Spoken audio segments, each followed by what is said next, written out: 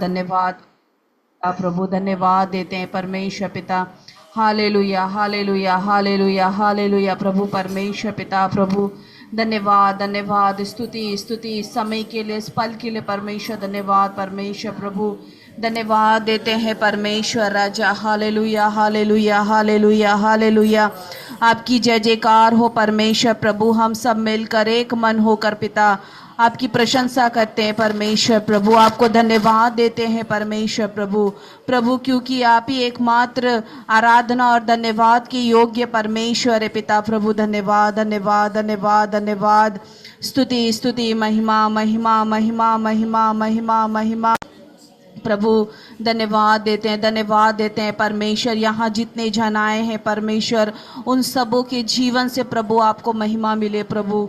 इस घर से, इस परिवार से प्रभु, इस परिवार में रहने वाले हर एक एक सदस्य के जीवन से प्रभु आपको महिमा मिले परमेश्वर। धन्यवाद धन्यवाद धन्यवाद, आपकी जय जयकार हो, आपकी महिमा हो, आपकी प्रशंसा हो मेरे खुदा पर। धन्यवाद धन्यवाद धन्यवाद धन्यवाद धन्यवाद धन्यवाद धन्यवाद धन्यवाद धन्यवाद धन्यवाद परमेश्वर पिता राजा। हालेलुया हालेलुया हालेलुया हालेलुया हालेलुया हालेलुया प्रभु, स्तुति स्तुति स्तुति महिमा महिमा महिमा महिमा महिमा महिमा महिमा महिमा महिमा महिमा प्रभु। हम दोनों हाथों को उठाते हुए परमेश्वर आपको धन्यवाद देते हैं प्रभु। धन्यवाद राजा, धन्यवाद राजा, धन्यवाद हो राजा, धन्यवाद हो पिता परमेश्वर। आपकी जय जयकार हो, आपकी महिमा हो, आपकी प्रशंसा हो परमेश्वर प्रभु राजा परमेश्वर। धन्यवाद धन्यवाद धन्यवाद धन्यवाद धन्यवाद, राजाओं के राजा, प्रभुओं का प्रभु परमेश्वर। धन्यवाद पिता, ईश्वरों का ईश्वर परमेश्वर। धन्यवाद, सेनाओं का यहोवा परमेश्वर। धन्यवाद राजा। हालेलुया हालेलुया हालेलुया हालेलुया हालेलुया हालेलुया हालेलुया हालेलुया प्रभु। हालेलुया पिता, स्तुति स्तुति स्तुति महिमा महिमा महिमा महिमा। धन्यवाद धन्यवाद धन्यवाद धन्यवाद धन्यवाद धन्यवाद राजा। स्तुति स्तुति स्तुति महिमा महिमा महिमा महिमा राजा। हालेलुया हालेलुया हालेलुया परमेश्वर पिता राजा राजा। स्तुति स्तुति स्तुति महिमा हो महिमा हो महिमा हो, आपकी जय जयकार हो, आपकी महिमा हो परमेश्वर पिता प्रभु राजा। इस आराधना से परमेश्वर आपको महिमा मिले परमेश्वर पिता। इस सर्विस से प्रभु आपको महिमा मिले परमेश्वर प्रभु। प्रभु राजा परमेश्वर प्रभु, भले ही परमेश्वर ये मेमोरियल सर्विस है प्रभु, लेकिन खुदा इस सर्विस से पिता आपको महिमा मिले परमेश्वर प्रभु। क्योंकि परमेश्वर प्रभु प्रभु राजा, इस संसार में परमेश्वर जब हम प्रभु अपने शरीर को छोड़कर प्रभु जब जाते हैं पिता प्रभु, जो आप में है परमेश्वर, जो आप पर विश्वास करते हैं पिता प्रभु, वो लोग परमेश्वर आपके पास सुरक्षित रहते हैं परमेश्वर प्रभु। अंकल परमेश्वर पिता प्रभु, वो आपके पास है परमेश्वर, वो आपको देख रहे हैं परमेश्वर प्रभु। धन्यवाद देते हैं परमेश्वर पिता प्रभु राजा परमेश्वर प्रभु। खुदा इस संसार के तकलीफ से, दर्द से, पीड़ा से प्रभु तूने उन्हें मुक्ति दिया परमेश्वर। आज वो अनंत जीवन में प्रवेश किए हैं पिता। आज वो तुझे देख रहे हैं परमेश्वर प्रभु पिता प्रभु प्रभु। वो शांति परमेश्वर जो ये संसार प्रभु नहीं दे सकता परमेश्वर, आज वो शांति में प्रवेश करे हैं पिता। इसके लिए हम धन्यवाद देते हैं परमेश्वर प्रभु। धन्यवाद देते हैं खुदा परमेश्वर पिता प्रभु। धन्यवाद धन्यवाद धन्यवाद धन्यवाद परमेश्वर। धन्यवाद प्रभु, धन्यवाद परमेश्वर, धन्यवाद प्रभु। प्रभु इतने साल परमेश्वर वो ईमानदारी से प्रभु आप में चले हैं परमेश्वर प्रभु, आपकी ओर देखते हुए चले प्रभु। आज वो अपने जीवन की यात्रा को पूरा करके प्रभु पिता परमेश्वर, आज वो आपके पास है परमेश्वर। आज वो देख रहे हैं प्रभु, आपकी आराधना कर रहे हैं परमेश्वर प्रभु। धन्यवाद हो पिता, धन्यवाद हो परमेश्वर, धन्यवाद हो परमेश्वर पिता प्रभु राजा परमेश्वर। क्योंकि खुदा प्रभु उन्होंने आपको स्वीकार किया था परमेश्वर, उन्होंने आपको अपना उद्धार करता स्वीकार किया प्रभु परमेश्वर। उन्हें प्रभु अनंत जीवन मिला है परमेश्वर। इसके लिए हम धन्यवाद देते हैं पिता राजा। धन्यवाद धन्यवाद धन्यवाद धन्यवाद धन्यवाद, राजाओं के राजा, प्रभुओं का प्रभु परमेश्वर। धन्यवाद हो राजा, धन्यवाद हो परमेश्वर प्रभु राजा। हालेलुया हालेलुया हालेलुया हालेलुया, महिमा महिमा महिमा महिमा महिमा आपकी जय जयकार हो, आपकी महिमा हो, आपकी प्रशंसा हो मेरे खुदा परमेश्वर पिता। प्रभु इस सर्विस को प्रभु जी आप चलाइए पिता। पवित्र आत्मा हम आपका स्वागत करते हैं खुदावन परमेश्वर। प्रभु परमेश्वर पिता, प्रभु आपकी उपस्थिति भरपूरी से हो पिता इस आराधना में प्रभु, इस सर्विस में परमेश्वर प्रभु पिता परमेश्वर, गीतों में प्रभु, आराधना में परमेश्वर, वचन में प्रभु आप हमारी अगुवाई कीजिए पिता, दया कीजिए परमेश्वर। धन्यवाद देते हैं, महिमा करते हैं परमेश्वर, सब कुछ आपके हाथों में समर्पित करते हैं पिता। धन्यवाद देते हुए सारी प्रार्थना विनती पिता आपके प्रिय पुत्र यीशु मसीह के नाम से मांगते हैं, इसे आप सुनिए और ग्रहण कीजिए, आमीन। गीतों का समय है, क्वायर।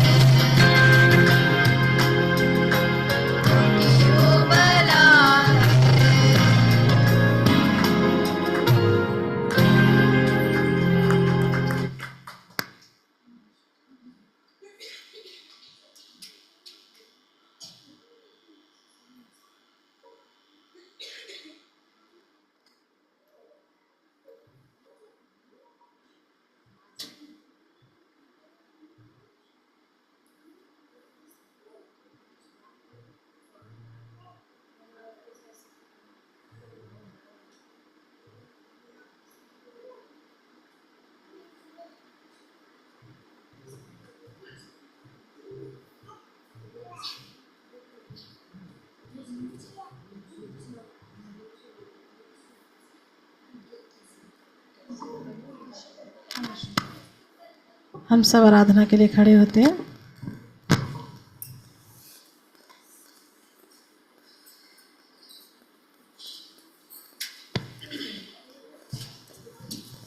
हालेलुया। परमेश्वर, हालेलुया। स्तुति पिता। सब अपने आप को समर्पित कीजिए। हालेलुया। धन्यवाद परमेश्वर, स्तुति हो राजा। हालेलुया। धन्यवाद धन्यवाद। तेरी जय जयकार हो खुदावन परमेश्वर, तू ही महान है राजा। हालेलुया। खुदा, तुझसे बढ़कर और कोई परमेश्वर नहीं। तू ही हमारा परमेश्वर, उद्धार करता है राजा। इसके लिए प्रभु तेरे ऊंचे, तेरे महान नाम को हम धन्यवाद करते हैं राजा। हालेलुया हालेलुया हालेलुया। स्तुति पिता, महिमा महिमा महिमा। धन्यवाद धन्यवाद धन्यवाद धन्यवाद धन्यवाद धन्यवाद धन्यवाद। ओ स्तुति स्तुति, महिमा महिमा महिमा महिमा महिमा महिमा। धन्यवाद धन्यवाद धन्यवाद। स्तुति के योग्य, आदर की योग्य महिमा परमेश्वर। धन्यवाद धन्यवाद। हालेलुया हालेलुया हालेलुया। धन्यवाद देते रहिए परमेश्वर को। अपने आप को समर्पित कीजिए यीशु के नाम से। अपने मन को, अपने हृदय को प्रभु के समक्ष झुकाइए, क्योंकि परमेश्वर ये मौका दिया हम सबको परमेश्वर की स्तुति करने के लिए। इसलिए हम सब मिलकर परमेश्वर की स्तुति करेंगे। हालेलुया हालेलुया हालेलुया। स्तुति पिता, महिमा महिमा महिमा महिमा। धन्यवाद धन्यवाद धन्यवाद धन्यवाद। हालेलुया हालेलुया हालेलुया। स्तुति पिता, हालेलुया।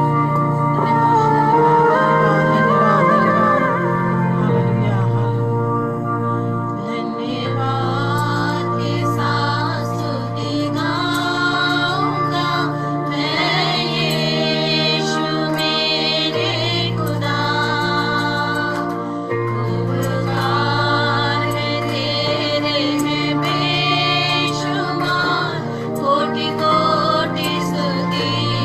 धन्यवाद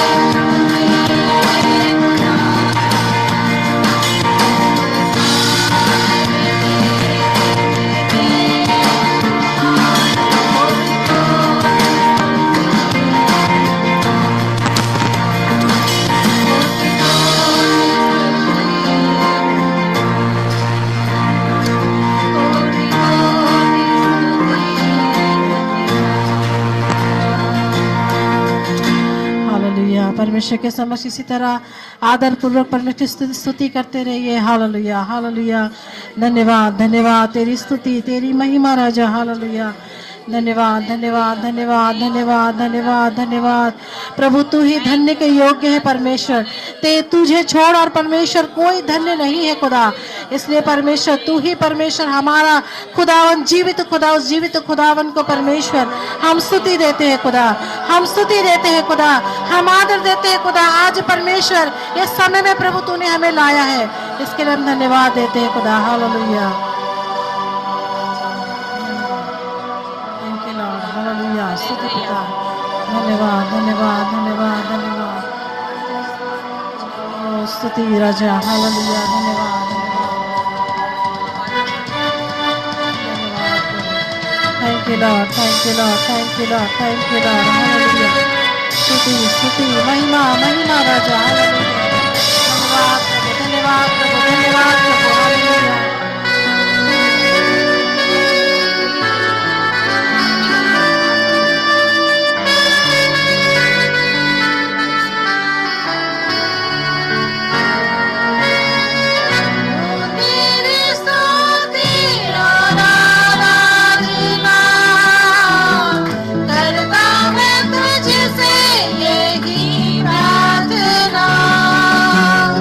महिमा से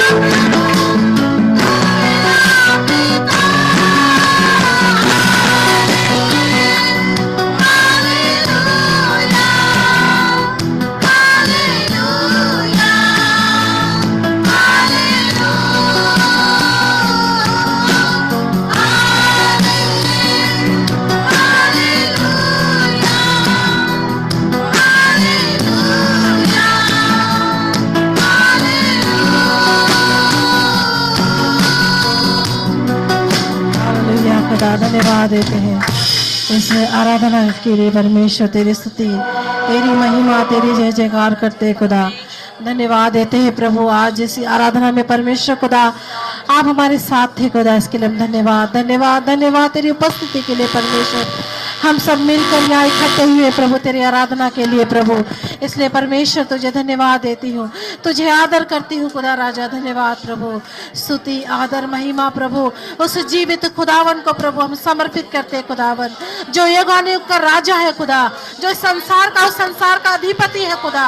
इसके लिए परमेश्वर प्रभु तेरे सिंहासन के पास परमेश्वर आकर तुझे हम धन्यवाद देते हैं, तेरी आराधना करते हैं, तेरी प्रशंसा करते हैं राजा। धन्यवाद, थैंक यू लॉर्ड प्रभु।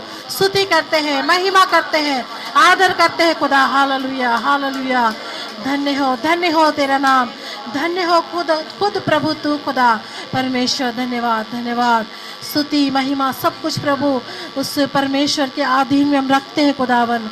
धन्यवाद देते हुए सारी विनती प्रार्थना पिता परमेश्वर को प्रभु यीशु मसीह के नाम से हम मांगते हैं। सब दया से सुनिए और ग्रहण कीजिए, आमीन। हम सभी बैठते हैं।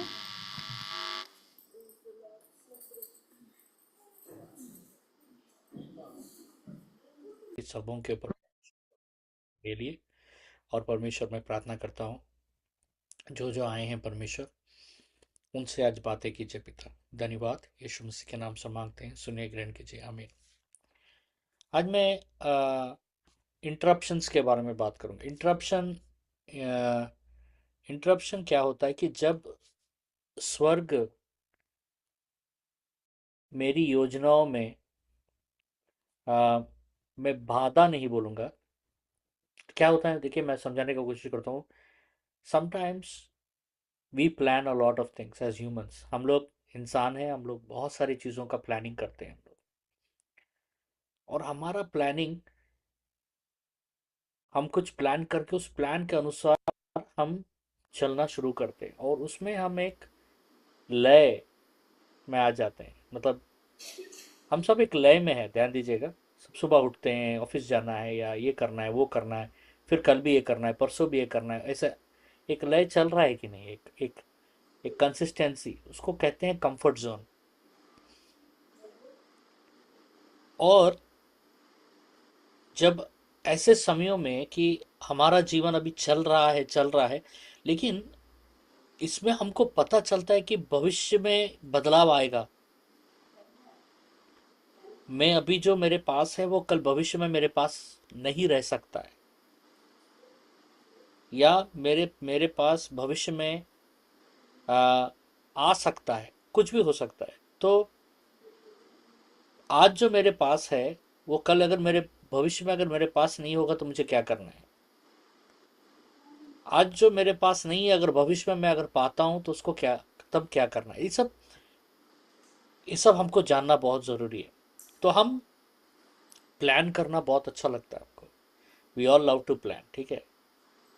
क्योंकि जब हम प्लान करते हैं, जब हम योजना बनाते हैं, उसमें क्या होता है ना, हमको कंट्रोल मिलता है। समझ रहे हैं, हमको कंट्रोल रहता है कि हाँ आज का दिन मेरे कंट्रोल में जा रहा है। इंसान को कंट्रोल बहुत पसंद रहता है, और इंसान को क्लैरिटी बहुत चाहिए। मतलब अभी क्या करने वाला, अगर क्लैरिटी उसको नहीं मिला, मतलब क्लैरिटी का मतलब उसको क्लियर होना बहुत ज़रूरी है। उसको पता चलना चाहिए कि अभी क्या होने वाला है। अगर उसको पता चलेगा क्या होने वाला, अगर उसको नहीं पता रहेगा तो वो डगमगा जाएगा, घबराना शुरू करेगा। हम सब सपने देखते हैं, हम सबों के जीवन में गोल्स है। गोल का मतलब है हासिल करना है ये हमें, और हम प्रार्थना भी करते हैं कि परमेश्वर ये मेरा योजना है, ये इसको आशीष दीजिए प्रभु, ये मैं चाहता हूँ ये हो, ये आशीष दीजिए प्रभु। लेकिन अगर परमेश्वर का योजना पूरा अगर अलग हो तो, हटकर हो तो, आप जो योजना कर रहे हैं और स्वर्ग का योजना अलग है, तो स्वर्ग का योजना अलग है तो क्या करोगे आप। स्वर्ग की योजनाएं जो होती है ना, वो चुपचाप नहीं आती हैं, एक हंगामे की तरह आती हैं आपके जीवन में। आप कभी नहीं सोचोगे कि ये होगा मेरे जीवन में, ये होगा।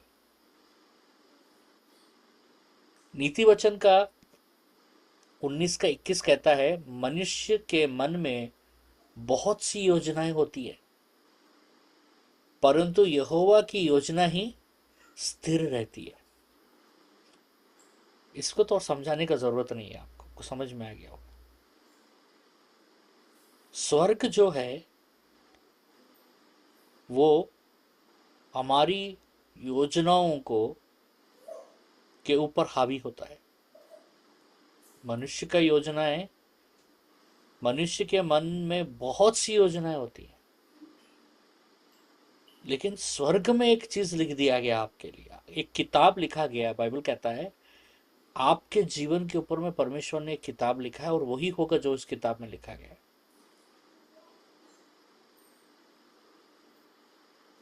जब आपके जीवन से कुछ चीजों को निकाल दिया जाएगा, सुनिएगा मेरी बात, जब आपके जीवन से कुछ चीजों को, कुछ लोगों को निकाल दिया जाएगा, तो आपका जीवन डगमगा जाएगा,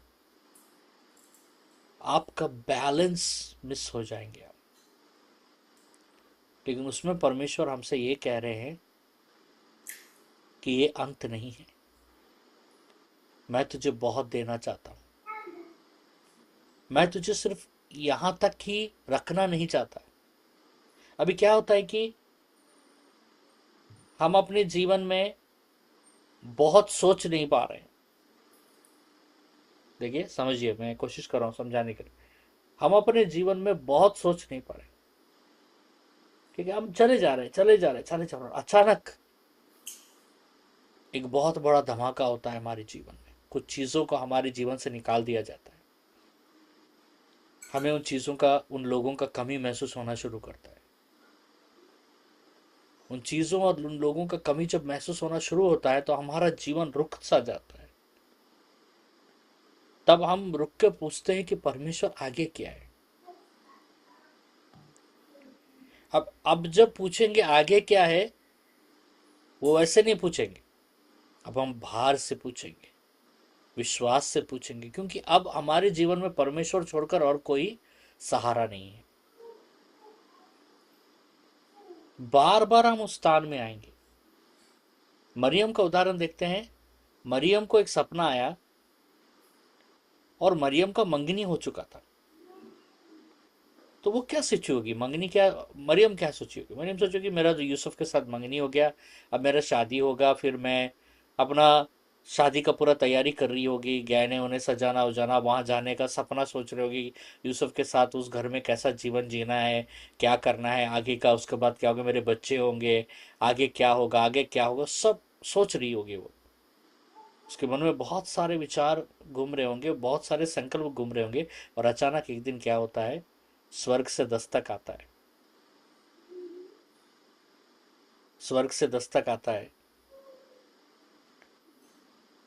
और स्वर्ग से दस्तक आकर एक देवदूत आकर कहता है स्वर्ग से, तुम गर्भ धारित हो और एक पुत्र को जन्म दोगी। लूका का पहला अध्याय का 29 से लेकर 31। अब ये औरत किसी मर्द के साथ कोई संबंध नहीं है, अब इसको गर्भ हो रहा है, अभी इसका मंगनी, इसका जीवन एकदम पूरा सेटल्ड है। हमारा जीवन भी ऐसी है, पूरा सेटल्ड है। हमने सोच लिया कि ये हमारा जीवन पूरा सेटल्ड है। मैं आपको एक चीज बताऊंगा, ध्यान से सुनिए। भविष्यवाणी मान लीजिए, या चेतावनी मानिए, या सलाह मानिए, आपका मर्जी, आप इसको कैसा लोगे। जिस दिन आपको लगेगा ना कि मेरा जीवन सेटल हो गया, उस दिन स्वर्ग से धमाका होगा आपके जीवन में। क्योंकि परमेश्वर हमेशा आपको आगे क्या होने वाला है नहीं बताएगा। जिसको अगर पता है, आज जो यहाँ जब भी बैठे हैं, मेरा आवाज सुन रहे हैं, स्वजन को सुन रहे हैं, अगर आपको पता है आगे क्या होने वाला है, तो माफ कीजिएगा, वो नहीं होगा। क्योंकि परमेश्वर हमेशा चाहते हैं कि हम उनकी योजनाओं पर भरोसा करें। आगे क्या हो रहा है परमेश्वर सिर्फ उन्हीं को पता है। और परमेश्वर चाहते हैं कि हमारे भविष्य को लेकर हम उन पर निर्भर हो, उन पर यकीन करें। मरियम अचानक स्वर्ग से दस्तक आया, सारी योजनाएं ऊपर नीचे हो गई। मरियम भाग गई? नहीं, मरियम ने हाँ कहा। मुश्किल है। और मरियम के गर्भ से यीशु मसीह का जन्म हुआ। मूसा का उदाहरण लेते हैं। मूसा जब मिस्र देश में था तब हिब्रुओं को छुड़ाना चाहता था, लेकिन अब बाहर आ गया। 40 साल हो गया, ही मूव्ड ऑन। 40 साल हो गया है, वो अभी वो चाहता भी नहीं, अभी अभी उसको कोई मतलब भी नहीं है। वो अपने मामाओं का भेड़ बकरियां चरा रहा है, जत्रों का। वो अपने पत्नी और बच्चा है उसका, खुश है, वो अपना जीवन जी रहा है। और अचानक स्वर्ग से एक दस्तक आता है। उसे एक झाड़ी जलते हुए दिखाई देती है, लेकिन वो झाड़ी राख नहीं हो रहा है। और उस झाड़ी के अंदर से परमेश्वर बात कर रहा है। निर्गमन ग्रंथ का 3:4। जब यहोवा ने देखा कि वह देखने को मुड़ा, तब परमेश्वर ने पुकारा।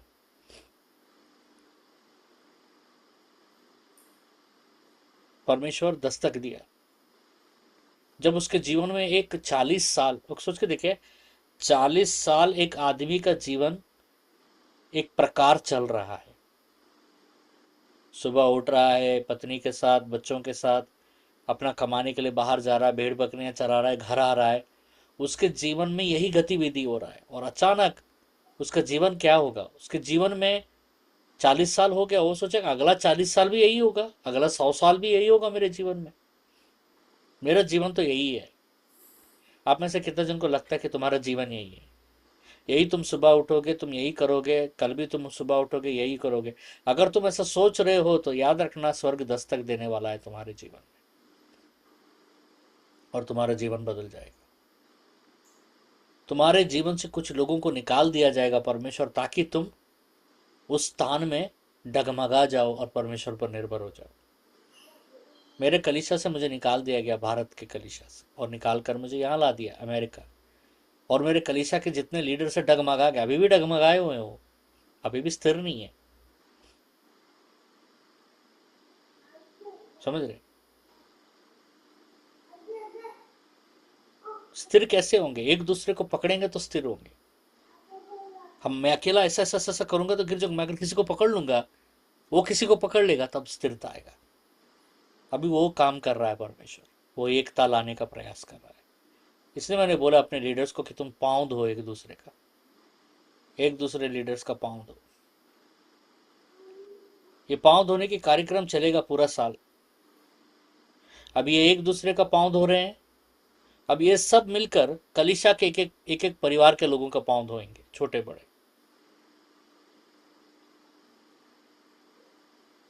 क्योंकि एकता आना है। एकता ऐसा नहीं आएगा, 2 बिल्लियों को पूंछ बांध देने से, रस्सी से एकता नहीं आएगा। एकता अंदर से आता है, मन से। एकता समर्पण से आता है।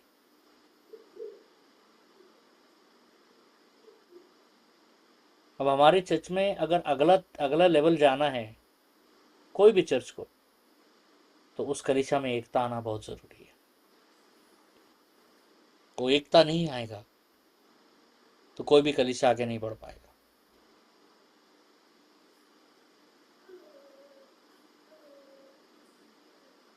समझ रहे?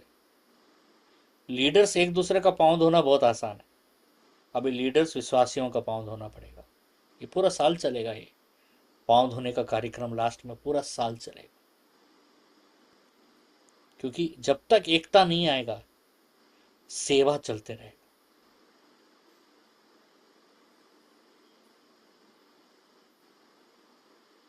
समझ रहे? क्योंकि हमारे अंदर में एकता जब आएगा जब हम तोड़ेंगे, हमारे अंदर तोड़ होगा। और जब तक नहीं टूटेगा ये कलीसिया, ऐसा कुछ ना कुछ कराते रहेगा परमेश्वर आपसे।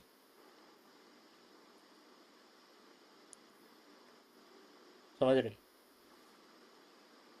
ऐसा कुछ ना कुछ कराते रहेगा परमेश्वर, ताकि आपके अंदर का अहम टूट जाए,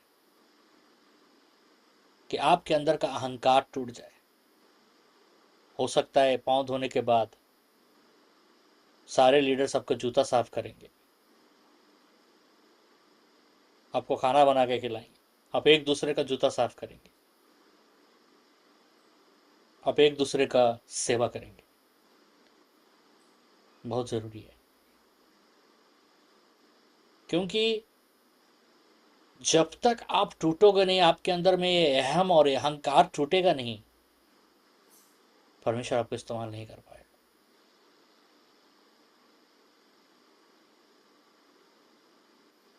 परमेश्वर आपको इस्तेमाल नहीं कर पाएगा। तो हमको लगता है कि हमारा जीवन चल रहा है, लेकिन अचानक, सुन रहे हैं ना आप सब, ध्यान से सुनिए, हमारा स्वर्ग दस्तक देगा आपको। मालूम है जीवन का सबसे खतरनाक रास्ता कौन सा है? वो रास्ता जिसको आपने सुरक्षित बनाया है, जिसको आपने कहा कि ये रास्ता सुरक्षित है। जिस दिन आपको लगेगा कि ये रास्ता सुरक्षित है, वो जीवन का सबसे खतरनाक रास्ता बन जाएगा।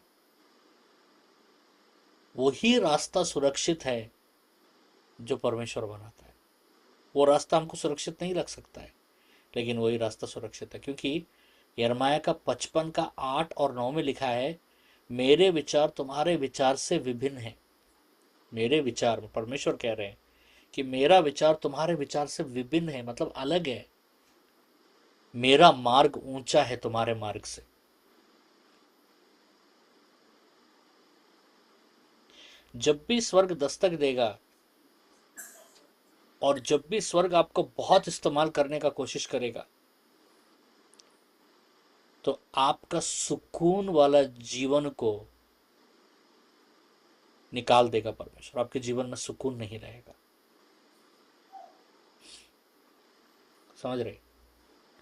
बहुत बड़ा लीडर बनना चाहते हो तो परमेश्वर जो कह रहा है करना पड़ेगा। जब साउल को दमस्कस जा रहा था, साउल गधे के ऊपर में, और उसके मन में एक प्लान था कि वो दमस्कस जाएगा, वहां से वो अनुमति लेगा और जितने क्रिश्चियन है सबको मार देगा। सारे क्रिश्चियन डरे हुए हैं, सबको पता है वो दमस्कस जा रहा है। लेकिन जब दमस्कस जाते वाला साउल गधे में था, क्या होता है? प्रेरितों का कार्य का 9 का 3 से 6, साउल तुझ पर कठिन है कि तू लात मार मार कर चोट खाए। It is hard for you to kick against the goads. जब उसके जीवन, मतलब परमेश्वर क्या कहना चाहते, तो परमेश्वर उससे बात करते गधे के ऊपर, वो गधे के ऊपर से गिर जाता, अंधा हो जाता है।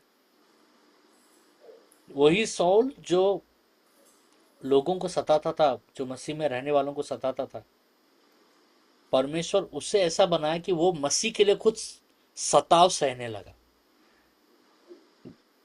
जो लोगों को मारता था, अगर मसीह में रहने वालों को मारता था, वो खुद मसीह के लिए मार खाने लगा। ये होता है हमारे जीवन में जब स्वर्ग दस्तक देता है। यूसुफ का जीवन देखिए। यूसुफ ने जो सपना देखा, पहला सपना क्या था यूसुफ का? कि वो महान है। चांद तारे और 11 नक्षत्र उसके सामने झुक रहे। चांद तारे उसके माता पिता और उसके भाई उसके सामने झुक रहे हैं। वही पहला सपना था उसका। कोई आप में से अगर वो सपना देखेगा कि आप राजा बन जाए, तो कितना अच्छा सपना है। अच्छा सपना है कि नहीं? आप पैसे वाले बन गए, आप कामयाब बन गए, आप बहुत प्रसिद्ध बन गए। लेकिन उस सपने के बाद वो सीधा कहां गया? गड्ढे में गया। उसके बाद वो बिक गया, गुलाम बन गया। उसके बाद वो जेल में चला गया। उसको एक रेप केस में जेल में डाल दिया गया, तब कि उसने वो रेप किया नहीं, उसके ऊपर आरोप डाला गया और उसको जेल में डाल दिया गया यूसुफ को। वो जेल में था लेकिन स्वर्ग ने उसको छोड़ा नहीं। परमेश्वर का संकल्प, देखिए आप जेल में हो, गड्ढे में हो, आप अंधेरे में हो, परमेश्वर का संकल्प आपके पीछे पीछे ही चलेगा और आपको पकड़ लेगा। परमेश्वर का संकल्प, परमेश्वर का संकल्प आपको पकड़ लेगा। आप कहीं भी भाग जाओ, दिल्ली भाग जाओ, बॉम्बे भाग जाओ, आप कहीं भी भाग जाओ, आपको परमेश्वर का संकल्प पकड़ लेगा और परमेश्वर दस्तक देगा आपको। उत्पत्ति 50:20 में लिखा है, तुमने मेरे लिए बुरा सोचा परंतु परमेश्वर ने उसे भलाई में बदल दिया। अब यूसुफ को समझ में आता है कि मुझे महान बनने के लिए मैं गड्ढे में गया, बुरा हुआ, गुलाम बनकर मुझे बेच दिया गया, बुरा हुआ, मैं जेल में बहुत साल रहा, बुरा हुआ, लेकिन ये सब मिलकर परमेश्वर मेरी भलाई के लिए कर रहा है। ये परमेश्वर का रास्ता है। परमेश्वर का रास्ता गड्ढा है, परमेश्वर का रास्ता गुलामी है, परमेश्वर का रास्ता जेल था, परमेश्वर का रास्ता अंधेरा है, परमेश्वर का रास्ता नफरत है। लोग आपको तिरस्कार करेंगे, लोग आपसे नफरत करेंगे, लोग आपको पूछेंगे नहीं, आप बहुत सारे गरीबी से गुजरोगे, बहुत सी चीजों से गुजरेंगे। तोड़ना, परमेश्वर जब तक आप तोड़ोगे नहीं, परमेश्वर आपको बनाएगा नहीं। अगर परमेश्वर को आपको तोड़ने के लिए 50 साल लगेगा तो 50 साल तोड़ेगा परमेश्वर आपको, उसके बाद इस्तेमाल करेगा। समझ रहे? क्योंकि परमेश्वर अपना उद्देश्य को आपके जीवन के साथ पूरा करना चाहता है। अगर यहीं पर आपका उद्देश्य, आपको लगेगा नहीं नहीं मुझे यहाँ का लीडर नहीं बनना है, मैं भाग जाऊं, भाग जाओ। ऐसा कुछ करेगा परमेश्वर, तुमको वापस आना ही पड़ेगा। परमेश्वर बुलाते रहेगा, दस्तक दिखते रहेगा, दस्तक देते रहेगा।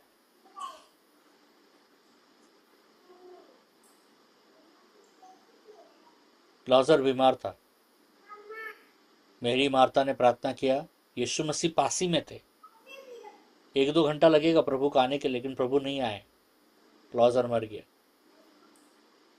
यूहन्ना का सुसमाचार 11:6 कहता है, उसने 2 दिन और भी रहा, और भी रहना उचित समझा। लाजर मर गया, 2 घंटा जा सकता था लेकिन नहीं गया, प्रभु नहीं गए, प्रभु और 2 दिन रहे, लाजर को कब्र में डाल दिया गया।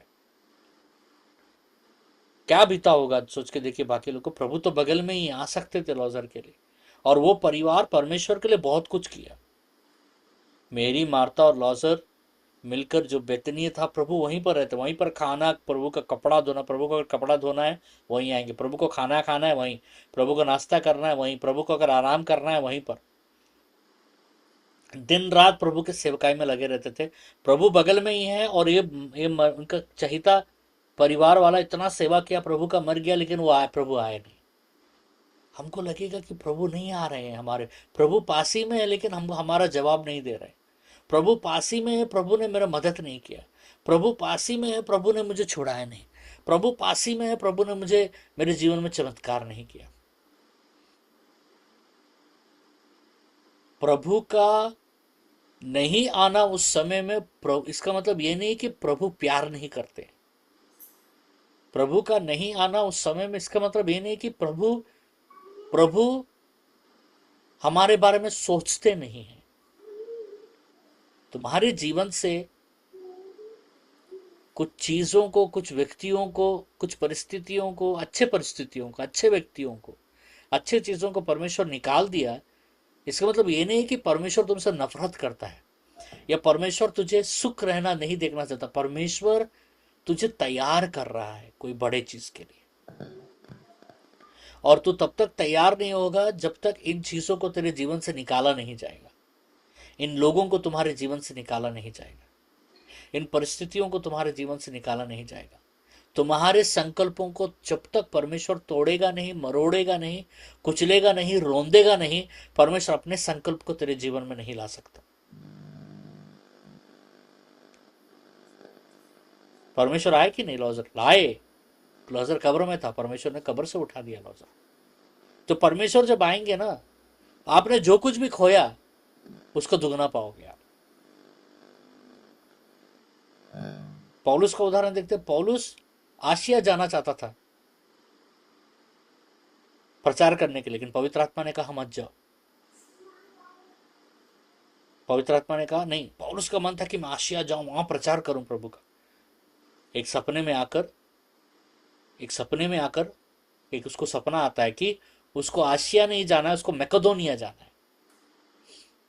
प्रेरितों का कार्य का 16वां अध्याय का 6 से लेकर 10 में जब हम पढ़ते हैं, आत्मा ने उन्हें रोक दिया।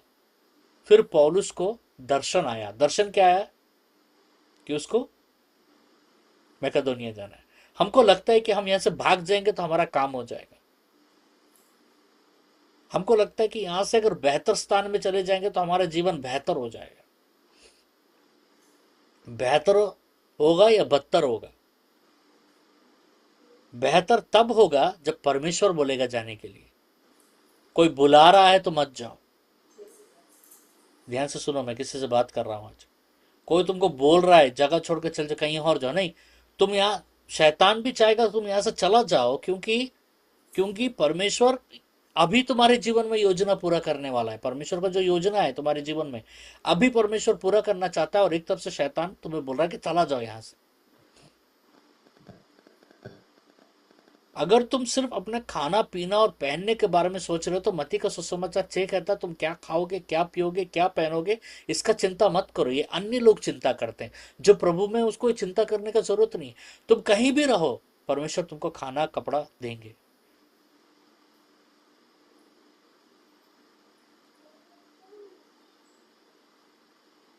समझ रहे हो? तुम्हारा जरूरत यहां है। तुम जहां हो वहीं पर तुम्हारा जरूरत है। परमेश्वर ने तुमको जहां रखा वहीं पर तुम्हारा जरूरत है। परमेश्वर निर्णय करता है कि तुम आसिया जाओगे या मैकेडोनिया जाओगे। ये परमेश्वर निर्णय करते हैं। यहां तुम्हारा मेरा निर्णय से नहीं चलेगा। परमेश्वर ने मुझे कहा कि तुम अमेरिका जाओ, मैं अमेरिका आया। मेरे मन में नहीं था अमेरिका जाने के। वो मैं निर्णय नहीं किया मैंने, परमेश्वर ने मुझसे बात किया। परमेश्वर कहा तुमको वहां जाना है, मेरा काम उस देश में करना है। और बहुत मुश्किल था मेरा यात्रा, इतना आसान नहीं था, क्योंकि परमेश्वर का राह आगे पता नहीं क्या है। मैं आज कह रहा हूं मुझे पता नहीं आगे क्या है। मुझे परमेश्वर ने बोला यहाँ आ जाओ, मैं आ गया अपने परिवार के साथ। आगे क्या होने वाला है मुझे नहीं मालूम, लेकिन उनको मालूम है। अभी उनको मालूम है तो मुझे भरोसा है कि उनको मालूम है, तो मुझे उन पर भरोसा है कि जो भी होगा अच्छा होगा मेरे जीवन। जो भी होगा वो बहुत कुछ बड़ा करेंगे। कभी कभी परमेश्वर ना तुम्हारे बल को भी कमजोरी में बदल देगा। तुम्हारा बल चला जाएगा। अब तक तुम्हारा बल क्या है? ये लोग तुम्हारे बल थे, परमेश्वर उनको निकाल देगा। ये पैसा तुम्हारा बल है, उसको निकाल देगा। ये नौकरी तुम्हारा बल है, उसको निकाल देगा। ये धन संपत्ति घर तुम्हारा बल है, निकाल देगा परमेश्वर। जो भी चीज, ध्यान से सुनो, ध्यान से सुनो, जो भी चीज तुम्हारे जीवन में तुम्हारा बल बन रहा है परमेश्वर को छोड़कर, परमेश्वर उसको निकाल देगा। तुम लिख लो, ये बात होके रहेगी।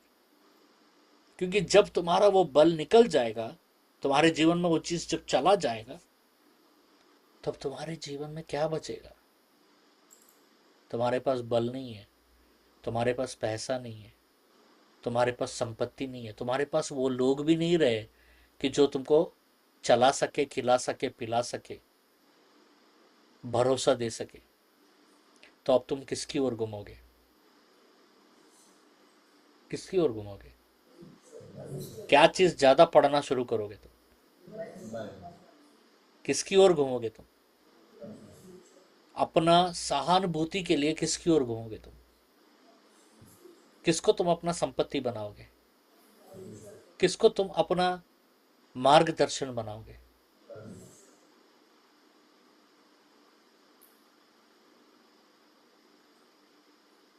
ये परमेश्वर करेगा तुम्हारे जीवन।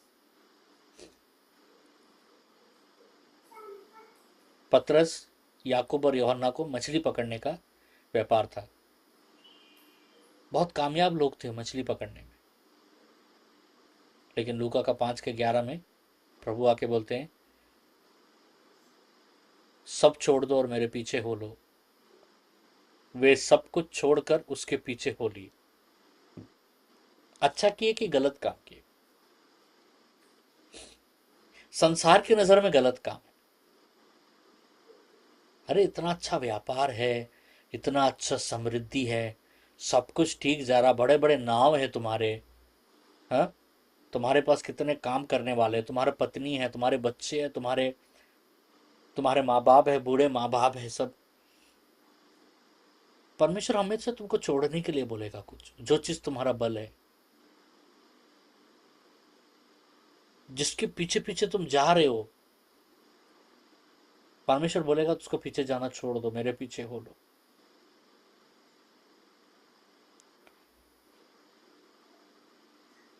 स्वर्ग तुम्हें दस्तक देगा, और जब तुम्हें दस्तक देगा तो तुम्हें तोड़ने के लिए नहीं, तुम्हें जोड़ने के लिए, परमेश्वर के साथ जोड़ने के लिए, तुम्हें ऊंचा उठाने के लिए। अगर मछुआरे रहते, सोच के देखो, अगर वो प्रभु के पीछे नहीं जाते हैं, प्रभु उनके पास नहीं आते, पतरस, याकूब और यूहन्ना के पीछे, हम उनके बारे में आज बात ही नहीं करते। कौन पतरस, कौन याकूब, कौन यूहन्ना, हम तो जानते ही नहीं उनके बारे में। आज हम उनके बारे में बात कर रहे हैं क्योंकि उस दिन उन लोगों ने जाल छोड़ा कर। अगर वो जाल नहीं छोड़ते तो आज हम उनके बारे में बात ही नहीं करते। तो इसलिए अगर तुम छोड़ दोगे जाल और प्रभु के पीछे जाओगे, तुम्हारे बारे में हजारों हजारों साल लोग बात करेंगे। चिरस्थायी तुम्हारा नाम रह जाएगा, तुम्हारे कार्य रह जाएंगे। तुम क्यों उस तक पहुंच नहीं पा रहे हो? क्योंकि तुम बहुत कुछ छोड़ना नहीं चाहते हो। तुमको जाल भी चाहिए, माल भी चाहिए, ऐसा नहीं होगा। जाल माल छोड़ना पड़ेगा और प्रभु के पीछे दौड़ना पड़ेगा। तुम जाल और माल लेके प्रभु के पीछे नहीं दौड़ सकते, क्योंकि प्रभु का तो दौड़ है ना, वो बहुत तेजी वाला दौड़ है, वो फास्ट रनिंग है वो। अगर उस दिन ये तीनों जाल नहीं छोड़ते तो ये उतने सामर्थ्य लोग नहीं बन पाते कि इनके परछाई से दुष्ट आत्माएं भाग रहे हैं, इनके परछाई से लोग चंगाई पा रहे हैं। साधारण से कुछ मछुआरे होते जिनके बारे में हमको पता ही नहीं होता। ये उस दिन जाल छोड़े करके युगानुयुग तक प्रसिद्ध हो गए। आज जहां जहां भी बाइबल प्रचार किया जाएगा, इनके बारे में बात किया जाएगा। कौन ऐसा मसीह का व्यक्ति है जो पतरस को नहीं जानता, याकूब को नहीं जानता, यूहन्ना को नहीं जानता? बोलिए, कितना बार आप सुने होंगे पतरस के बारे में, कितना बार याकूब के बारे में, कितना बार यूहन्ना के बारे में आप सुने होंगे। 2000 साल पहले वाले लोग थे लोग, आज भी हम उनके बारे में बात करें, हजारों साल तक बात किया जाएगा इनके लिए, क्योंकि उन्होंने उस दिन जाल छोड़ा और प्रभु के पीछे चले गए। एक साधारण सवाल पूछूंगा आपसे, क्या तुम प्रभु के पीछे चलना चाहते हो? या तुम प्रभु के पीछे चल रहे हो, शिद्दत से चल रहे हो या मजबूरी से चल रहे हो?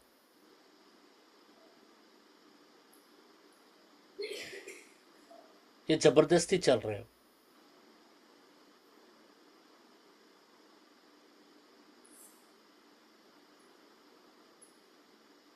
बहुत जरूरी चीज है।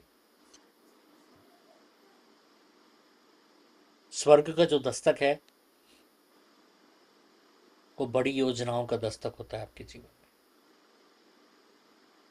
आज तुम खोए नहीं हो कुछ, तुम ना किसी को खोए हो ना तुम कुछ खोए हो,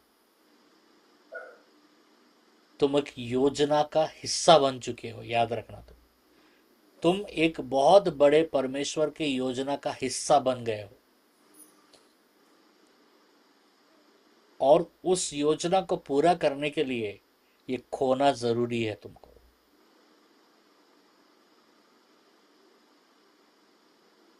क्योंकि यिर्मयाह का 29:11 कहता है, मेरे जो विचार तुम्हारे लिए हैं, परमेश्वर कह रहे हैं, ध्यान से सुनिए, मेरे जो विचार तुम्हारे लिए है वो भलाई के हैं, हानि के नहीं है।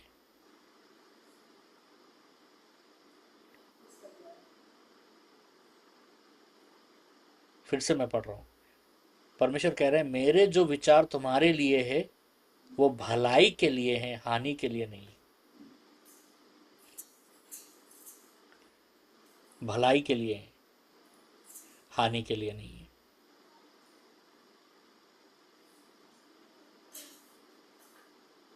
हमको लग सकता है कि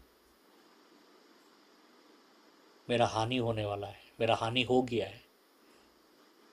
मैं बताया था ना शुरुआत में, वचन की शुरुआत में, अगर आपको पता है कि कल आपका भविष्य क्या है तो आप परमेश्वर की योजना में नहीं है।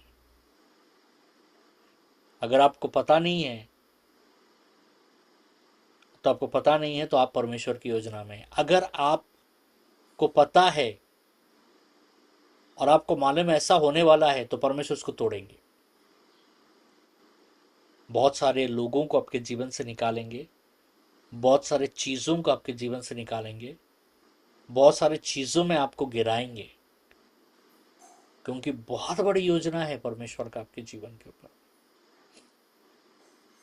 कोई आपको बताया या नहीं बताया मुझे नहीं मालूम, लेकिन परमेश्वर के अगुवाई से मैं बता रहा हूं आज आपको, बहुत बड़ा योजना है।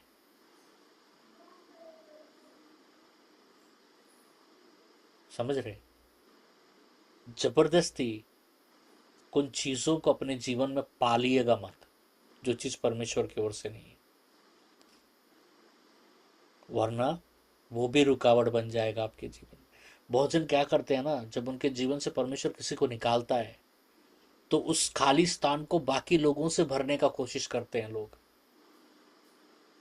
और वो लोग ना नहीं बोल पाते, इसीलिए उनके जीवन में बेदारी नहीं आता है।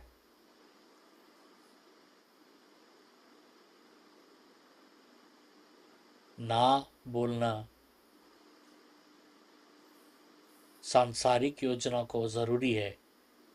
जब तक आप सांसारिक और आपके योजना को ना नहीं बोलोगे, परमेश्वर की योजना को हाँ नहीं बोल पाओगे।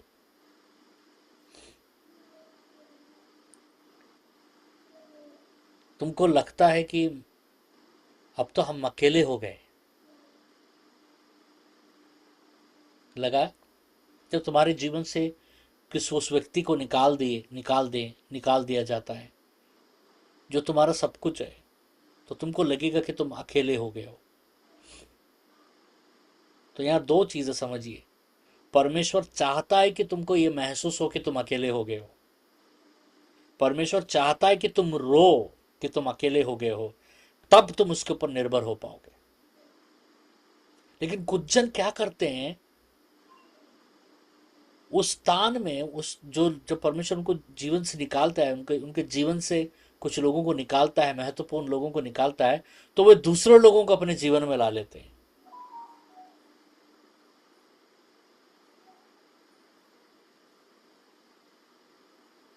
इससे क्या होता है, परमेश्वर का काम और पीछे चला जाता है, परमेश्वर का योजना और देरी हो जाता है आपके जीवन। तुम अकेले हो ये महसूस होना बहुत जरूरी है तुमको, क्योंकि जब तुम अकेले हो ये महसूस होगा तो तुमको और एक चीज महसूस होगा कि तुम कमजोर हो, तुमको और एक चीज महसूस होगा कि तुम निर्बल हो। जब तुमको महसूस होगा कि तुम अकेले हो, तुम कमजोर हो, तुम निर्बल हो, तब तुम बलवंत की ओर दौड़ोगे, परमेश्वर की ओर दौड़ोगे, परमेश्वर को तुम अपना सहारा बनाओगे, परमेश्वर को तुम अपना सहायता बनाओगे, परमेश्वर को तुम अपना रखवाली बनाओगे, परमेश्वर को तुम अपना गढ़ बनाओगे, परमेश्वर को तुम अपना किला बनाओगे। इस प्रक्रिया को रोकने का कोशिश मत करो और इस प्रक्रिया में कुछ और डालने का कोशिश मत करो, वरना ये हानि तुमको ही होगा। तो आज इन वचनों से मैं आशा करता हूं परमेश्वर ने आपसे बात किया। मैं एक छोटा सा दुआ करना चाहूंगा। परमेश्वर, मैं दुआ करता हूं कि आज विशेष तरीके से उन परिवार के लिए जो परमेश्वर लोगों को खोए हैं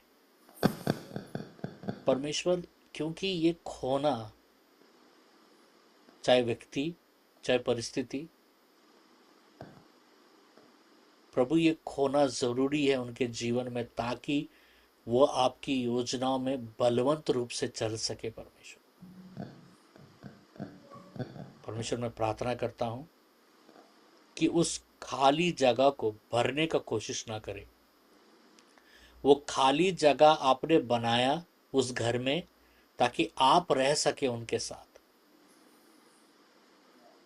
वो खाली जगह ताकि आप उनके साथ रह सके, आप उनके साथ यात्रा कर सके, इसलिए खाली स्थान उनके जीवन में आपने लाया प्रभु। ये अगर और दूसरे लोगों के साथ अपने जीवन को भरेंगे तो ये उनके लिए आशीष नहीं है परमेश्वर, उनके योजना में एक बहुत बड़ा रुकावट हो जाएगा। परमेश्वर अगर वो खाली स्थान भरना है तो सिर्फ आप ही को भरना है।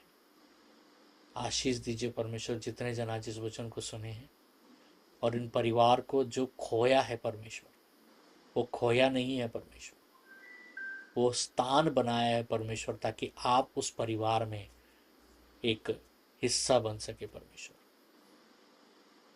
धन्यवाद प्रभु, सबों को आशीष दीजिए, यीशु के नाम से मांगते सुनिए, ग्रहण कीजिए, आमीन। इस समस्या का अनुग्रह, पिता परमेश्वर का प्यार और पवित्र आत्मा का सहभागिता सदा सर्वदा आपके परिवार के हर एक सदस्य के साथ कायम रहे, आमीन। जय मसीह की। परमेश्वर आप सबको बहुत आयत आशीष दे। God bless you all.